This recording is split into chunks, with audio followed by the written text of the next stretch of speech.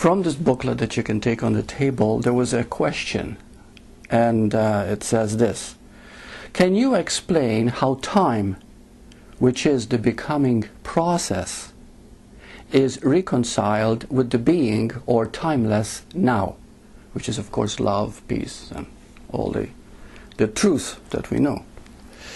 So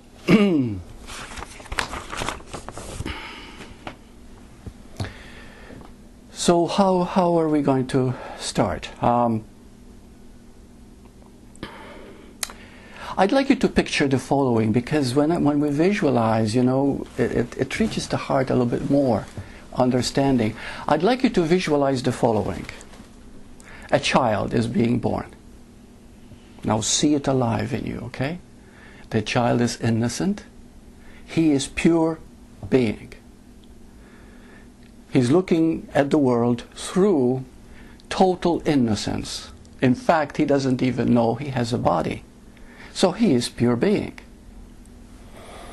So the child starts to grow and he starts to walk. But the moment he starts walking, he begins to bump into things, into objects in the room. And he falls and starts to cry. Is it the child that is crying or his body?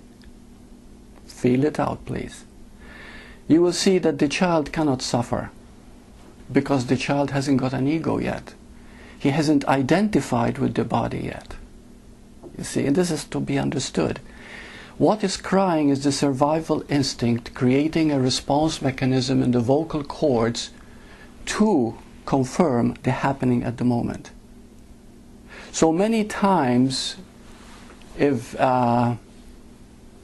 we react to an action, to an emergency, we find almost the body acts on its own. Okay, that's the trigger of the survival instinct.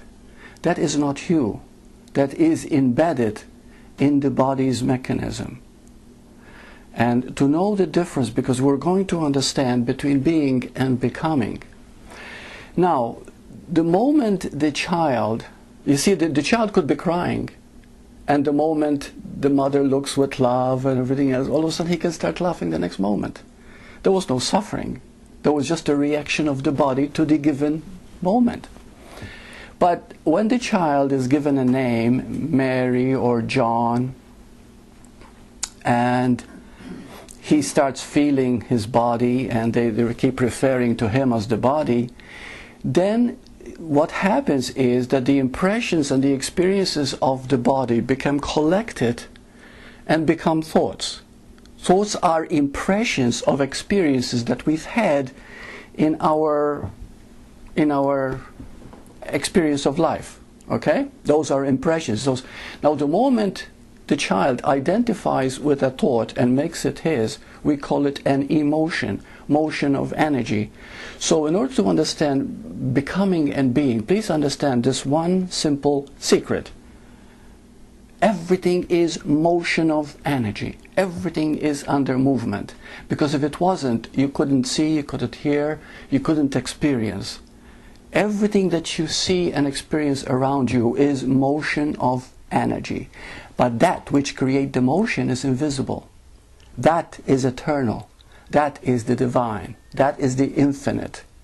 And that is the nature of the child, which all of us are, which is called pure awareness. But the moment you become aware of something, which of course we call the human mind, that something becomes real to us. And that is how suffering starts. We identify with the becoming, and of course we forget the being. You see?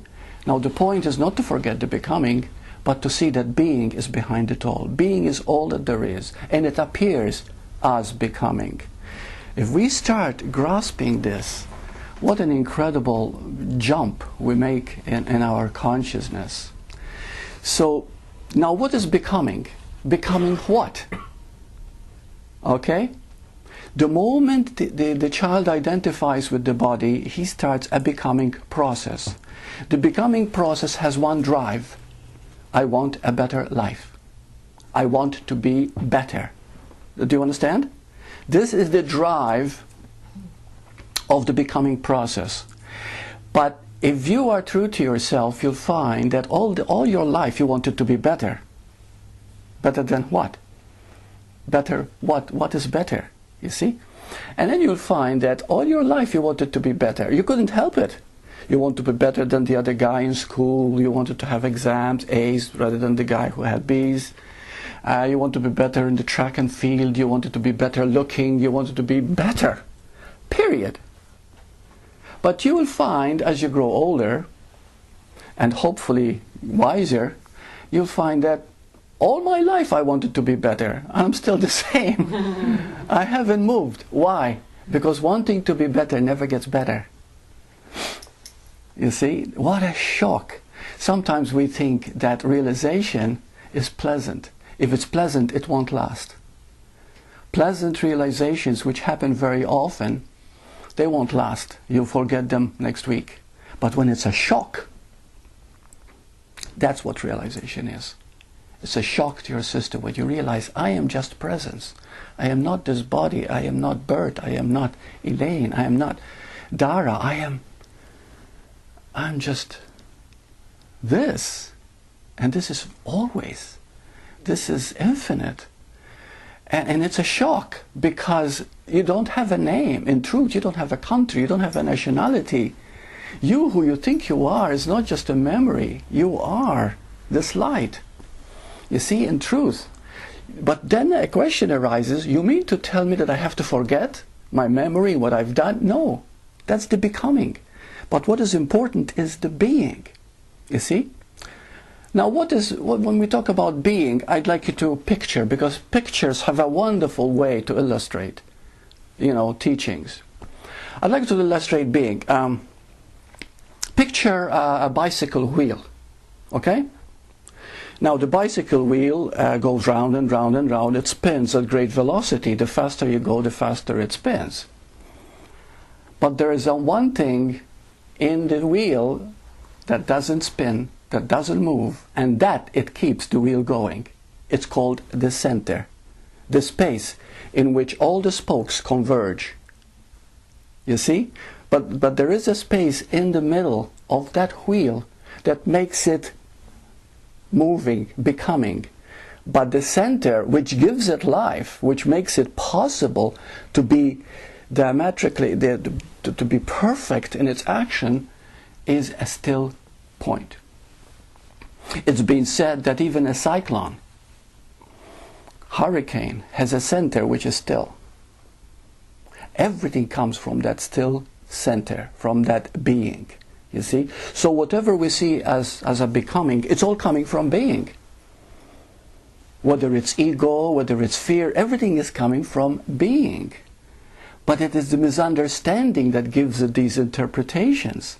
It is the misperception of the mind and thought that gives it the lack of clarity on what is happening. So, so being is that center point.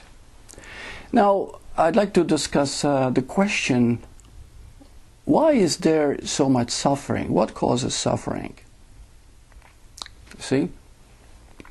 And this would be very interesting. I learned this in psychology, and I use it in supersentient sessions that I do with clients. And this is called brainwave activity. And I'd like you to, I'll make it very, very brief, because if we start understanding brainwave activity, then we're going to understand what causes suffering. Now, you see, the moment we identify with me personally, we automatically separate. Well, we can't help that. This is the nature of separation, right? And so we forget being. So every time you make a me or mine, you have that idea of me or mine, you are automatically creating a cycle in the brain. Okay? Now we have 4 brain activities. We have beta brainwave, we have alpha brainwave, we have theta brainwave, and we have delta brainwave. Okay? Now the beta brainwave is the brainwave that is everyday life, when you're active, busy, answering phone calls, blah blah blah, going back and forth like this. The alpha brainwave is when you become still, meditate, listening to a beautiful piece of music, you relax at the beach, enjoy yourself in the sun. Everybody wants that alpha state. Alpha is a very euphoric, I'm relaxed state.